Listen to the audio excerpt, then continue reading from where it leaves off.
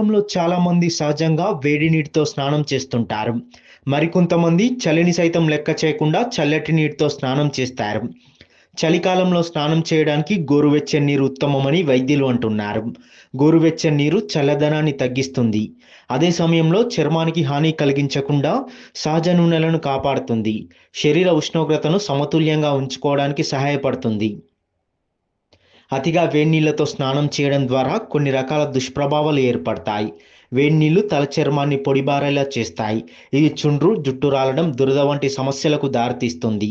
అతి వేడినీళ్లతో స్నానం చేయడం ద్వారా కొన్నిసార్లు తలనొప్పి కూడా పెరగవచ్చు. మన నిత్య జీవితంలో చాలామంది రూమ్ టెంపరేచర్‌లో ఉన్న వాటర్‌తో చేస్తారు. అంటే నార్మల్ వాటర్‌తో చేస్తారు. అందులోనూ చాలామంది వేడి నీళ్ళతో స్నానం చేస్తారు. వేడి నీళ్ళు అంటే మనం లూక్ వార్మ్ వాటర్ అంటాము. అంటే గోరువెచ్చని నీళ్ళు. దాంతో స్నానం చేస్తే పెద్దగా ఎటువంటి దుష్ప్రభావాలు ఉండవు. కానీ బాగా వేడి నీళ్ళతో స్నానం చేసినప్పుడు జరిగే నష్టాలేంటివో మనం ఇవాళ తెలుసుకుందాము. అందులో ముఖ్యంగా కొంతమంది ఇప్పుడు గుండె సంబంధించిన బాధలతో బాధపడుతున్న వారు గానీ, నరాలకు సంబంధించిన నరాలకు సంబంధించిన రోగాలతో బాధపడుతున్న వారు గానీ, స్కిన్‌కి సంబంధించిన ప్రాబ్లమ్స్‌తో బాధపడుతున్న వాళ్ళు గానీ, ఆహ్, బాగా అతిగా వేడి నీళ్ళతో స్నానం చేస్తే దుష్ప్రభావాలు ఎదుర్కొనే అవకాశం ఉంటుంది. గుండె పేషెంట్స్‌కి ఏం జరుగుతుందంటే, బాగా వేడి నీళ్ళు శరీరం మీద పడగానే రక్త సరఫరాలో మార్పులు జరగడం వల్ల కొన్నిసార్లు హార్ట్ ఫెయిల్యూర్‌లోకెళ్ళి పేషెంట్ సడెన్‌గా ఇబ్బంది పడే అవకాశం ఉంటుంది.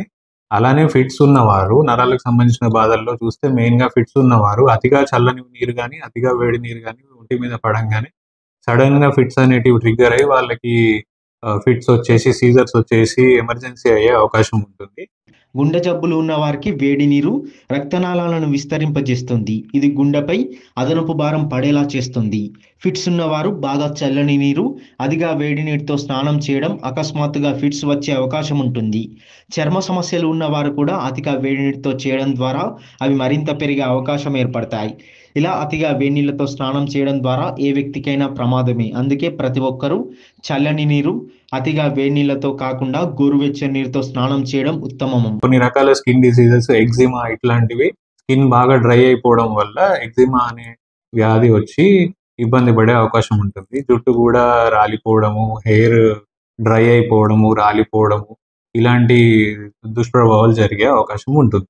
అందుకోసమని లూక్ వార్మ్ వాటర్ అంటే గోరువెచ్చని వాటర్‌తో స్నానం చేస్తే మంచిది. లేదా రూమ్ టెంపరేచర్‌లో ఉన్న వాటర్‌తో స్నానం చేస్తే మంచిది. గోరువెచ్చని నీళ్ళతో స్నానం చేస్తే మజిల్ పెయిన్స్, జాయింట్ పెయిన్స్ అనేటివి తగ్గడము, కొంచెం రోగనిరోధక శక్తి డెవలప్ అవ్వడము అనేది జరుగుతుంది. దానివల్ల ఉన్న అడ్వాంటేజెస్ అవి.